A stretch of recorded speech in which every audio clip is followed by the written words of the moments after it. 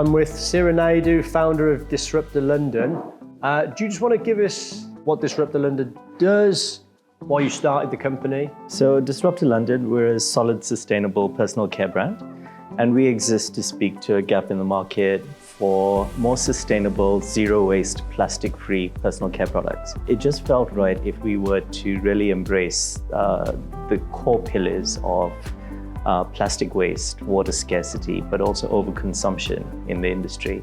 So we started off building a vision and a purpose for our brand, and everything that we do needs to respect those three core pillars. So can you tell us a little bit about the product and how you've built the product in relation to those pillars? Yeah, so overconsumption, the beauty industry produces about 120 billion units of plastic packaging every year, and less than 9% of that is being recycled. If you had to think about a traditional shampoo that we've all been using over these years, if this was your shampoo bottle, up to 90% of that would be water. The rest of the 10% is what's actually really cleansing your hair. It doesn't make sense to be shipping, water or diluted products halfway around the world when you're in the shower anyway. So once we apply a little bit of logic, we want more solid, concentrated formats that are water activated, that reduces our carbon footprint and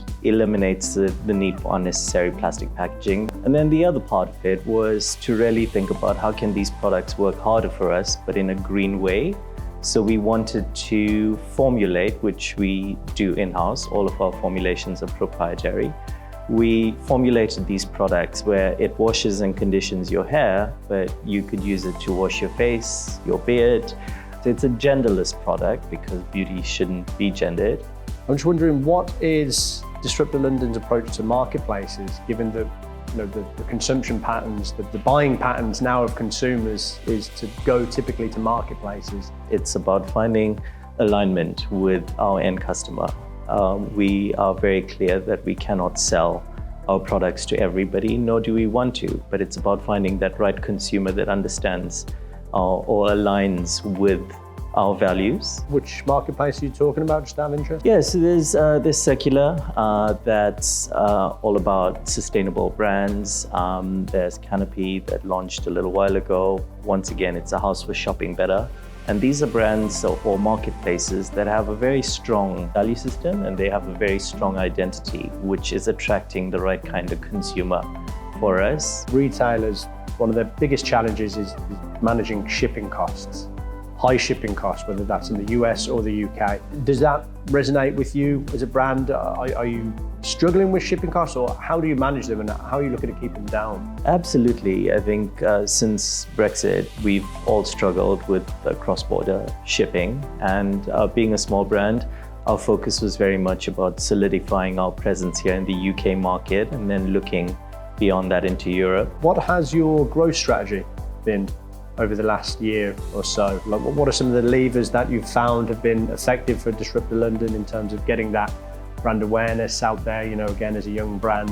What has had the most impact? Building authority, getting credibility from the right kind of publications, people talking about why we exist, people talking about what we're doing, has been great and instrumental in driving lots of traffic. But also, in this indie space, our consumers are quite keen to know the faces behind the brand. They want to know why we're doing what we're doing.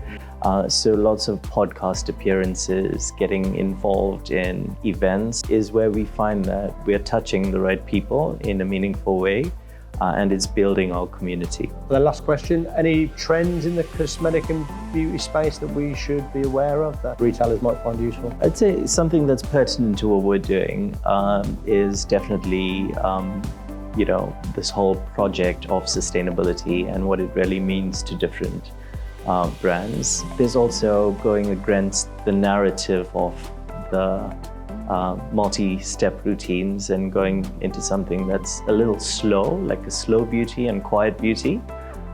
We think there's definitely an appetite for that.